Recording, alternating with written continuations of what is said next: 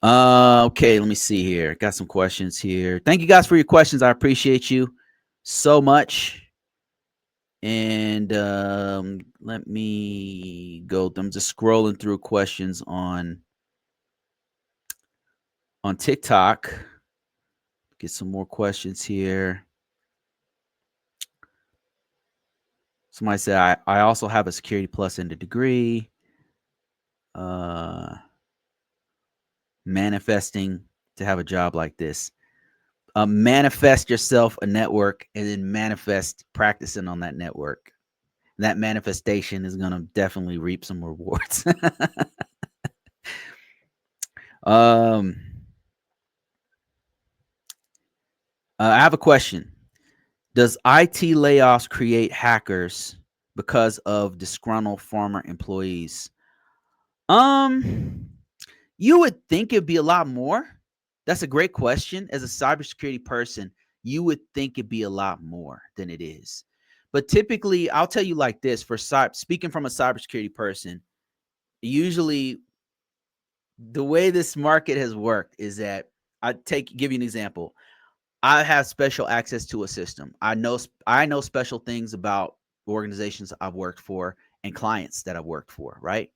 Why don't I do something if it doesn't always work out? Like sometimes something so bad has happened between me and a client or me and a employer or something, right? A disagreement, somebody comes in who's just very difficult to work with or whatever, right?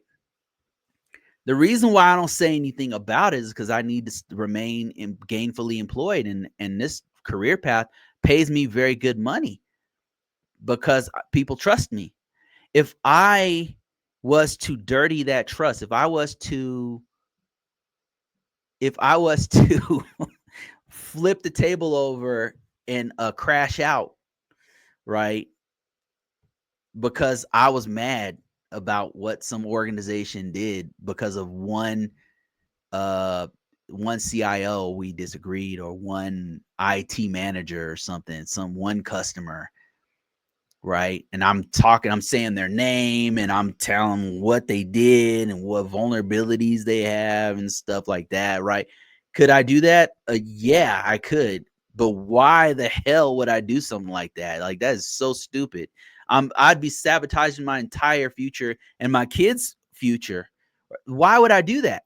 So somebody said yes, more of an insider threat due to a failure of checkouts, procedures, and holding the keys. So yes, I'm gonna get to that. I know where it's happened. Like I have career, I've seen it happen before, but 9 times out of 10, it doesn't, because I have I need my credibility to go to work to the next place. There a lot of times either they're gonna call my old employer and ask and see, hey, is this guy cool? And my own employer is gonna be like, yeah, he was all right. He did this and he did that, or he was incredible. We're sorry to lose Bruce. He was so good and this and that, right? Why would I want to destroy my credibility as a cybersecurity person because I was mad? It's better for me to just leave on the best terms possible and not burn that bridge. 9 times out of 10, that's why we don't do it, because there's a trust factor there. You know, and normally, like when something like that happens, you're really, it's a couple people at the organization that happen. Like there's a conflict, but it's only a couple people in the organization you really have beef with. It's not the whole thing. Now, that said, have I seen it happen before, and does it happen? Yes, it absolutely does. And just like this LinkedIn user says, like, yes, it's called the insider threat, and it's usually because they didn't have a proper checkout procedure. Now, I'll take you one better. Like I had one where the person was working there, cybersecurity person, and we knew all the secrets, and this dude was leaking the secrets. And it was at Department of Defense, and man, I'll never forget this, man. They had people walk in there and arrest them on the spot and take them out.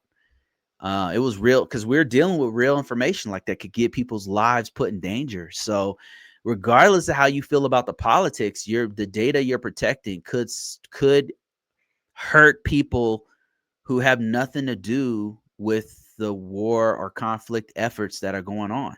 So you've got to, there's a bigger, more complex picture going on than the narratives you hear online and social media. And you got to get out of your own head about that kind of stuff. These narratives are what make, in what I've seen, make people an insider threat, because they're they're not seeing the big picture. Does it happen? Yes, I've seen it happen. Very rarely. I've seen it happen like maybe a couple times out of 20. I've been doing this over 20 years. Um, in the background, does it happen? Probably more than what I've seen, having not been in manager roles this whole time. But and those are usually handled, on the back end. But yeah, it's called an insider threat. It's where somebody is working for the organization, and a couple of things happen where the person's disgruntled about something, and they try to take out the organization. It does happen. And that's why you have all these background checks on us, because they know, hey, we're giving this guy the keys to the castle. This person's going to know where all of our skeletons in every closet are.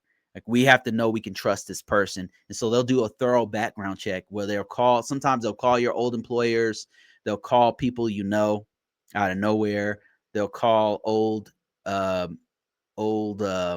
acquaintances, old peers you worked with.